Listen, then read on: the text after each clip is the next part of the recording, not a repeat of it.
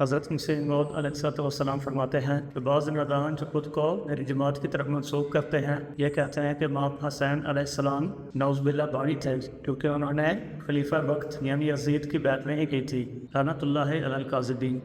مجھے امید نہیں کہ میری جماعت کا کوئی راستہ شخص یہ الفاظ کہہ سکے، البتہ پھر بھی میں اسے اشتہار کے ذریعے اپنی جماعت کو یہ بتانا چاہتا ہوں کہ یزید ایک ناپاک تباہ اور دنیا کا کیڑا تھا، اور جن معنوں کے روح سے آپ کسی کو مومن کہہ سکتے ہیں وہ معنی ہرگز اس میں نہیں پائے جاتے ہیں۔